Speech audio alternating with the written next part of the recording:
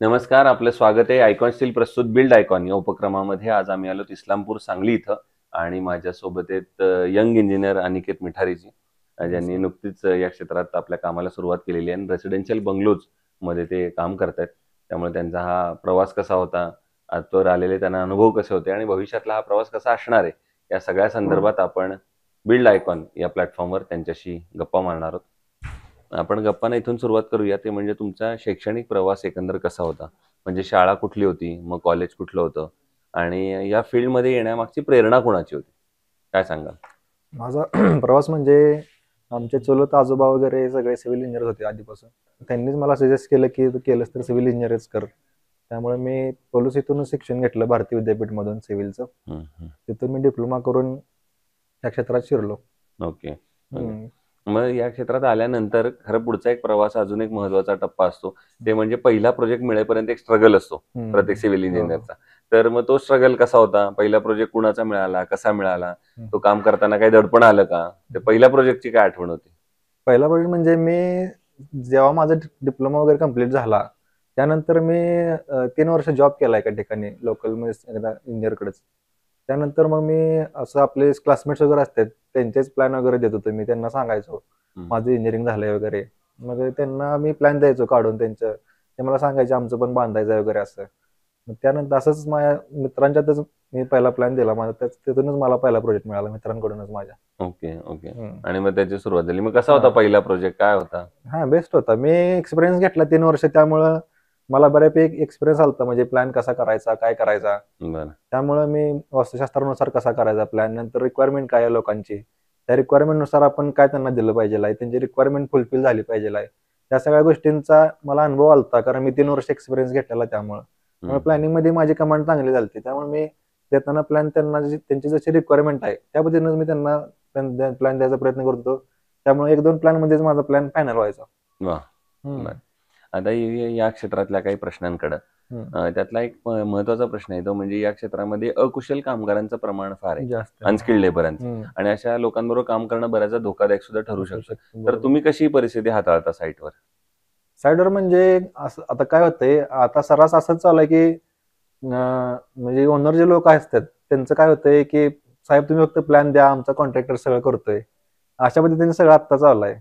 तर तसं काय आपण स्टील डिझाईन म्हणा त्या गोष्टी सगळ्या त्यांना समजत नाहीत पुढे जाऊन काय प्रॉब्लेम येतात काय नाही. हं, हे कसं आहे कॉन्ट्रॅक्टर जास्त करत नाही त्यांचा विचार करत नाही जास्त. हं, कारण कसं आहे कुठं 8 एम लागते कुठं 10 एम घालायला लागते स्लॅबला. काय काय जण कॉस्ट कटिंगसाठी स्टील कमी वापरतात खरं त्याचा पुढे जाऊन ड्रॉबॅक असतो ह्या गोष्टी त्यांना लक्ष देत नाहीत. हं. त्यामुळं ह्या सगळ्या होतात प्रॉब्लेम. बरोबर. दुसरं आता बंगलोचं काम करताना तुम्हाला एक जाणवलं असेल ते म्हणजे काही कस्टमर असं म्हणतात की आमचं बजेट थोडं कमी कमी आहे आहे बरोबर. आणि एवढ्याच बजेटमध्ये बसवून द्या. तर हम्म. अशा वेळेला मग बजेट आणि क्वालिटी या दोन्हीचा समतोल मग तुम्ही कसा राखता?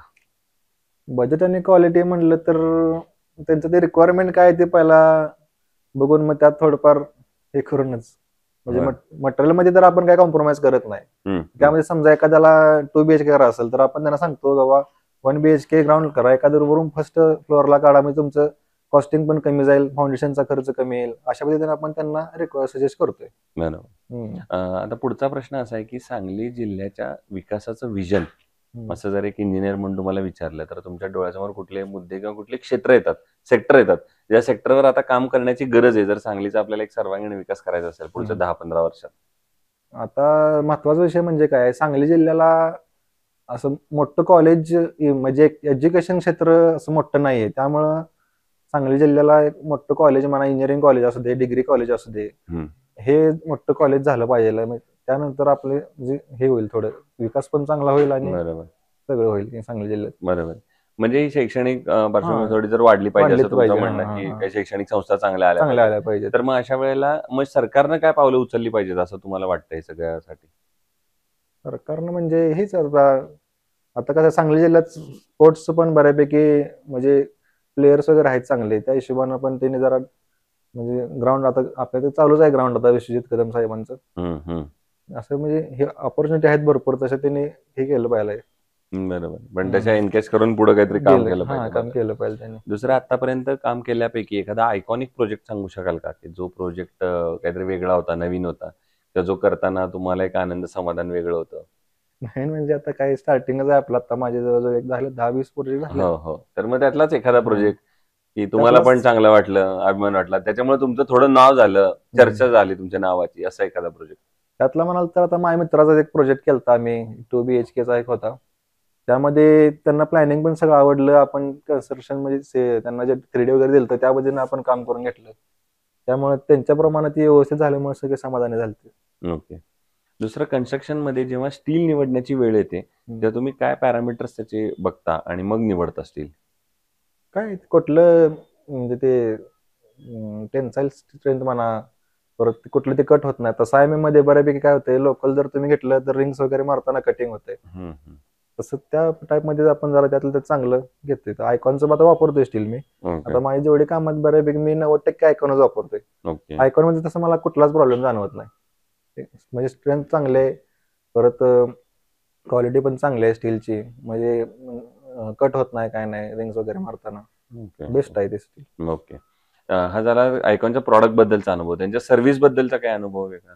सर्व्हिसचं पण काय नाही प्रॉब्लेम, व्यवस्थित आहे सगळं काय. अच्छा, ठीक. आणि आता अगदी शेवटचा भेटतंय. प्रश्न, ते म्हणजे या फील्डमध्ये जे तुमच्यासारखेच असे यंग इंजिनियर आता पाऊल ठेवतात, पहिलंच पाऊल आहे त्यांचं, हम्म. आणि आता जे एंटर करणार आहे त्या फील्डमध्ये, त्यांना तुम्ही मित्र म्हणून, सिनियर म्हणून काय सल्ला द्याल?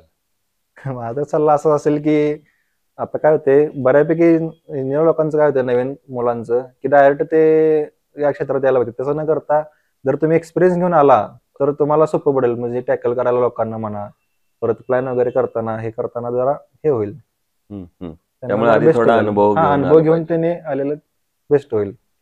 तर ते इंजिनियर अनिकेत मिठारीजी, आणि त्यांनी सांगितलं त्याप्रमाणे आधी थोडा तुम्ही अनुभव घ्या. तुम्हाला त्यातनं थोडा कॉन्फिडन्स पण तुमचा बिल्ड होऊ द्या. तुम्हाला त्यातल्या खाचाखोचा कळतील, प्रॅक्टिकल नॉलेज येईल थोडंसं, आणि मग तुम्ही फुल फ्लेज या फील्डकडे या. मग या क्षेत्रात तुम्ही सहजपणे यशस्वी होऊ शकाल. पुन्हा एकदा आपले मनापासून आभार, थँक्यू आणि सर. भविष्यात सुद्धा अशाच आयकॉनिक प्रोजेक्टची निर्मिती तुमच्या हातून घडावी, याच आयकॉन स्टीलतर्फे मनपूर्वक थँक्यू शुभेच्छा. थँक्यू.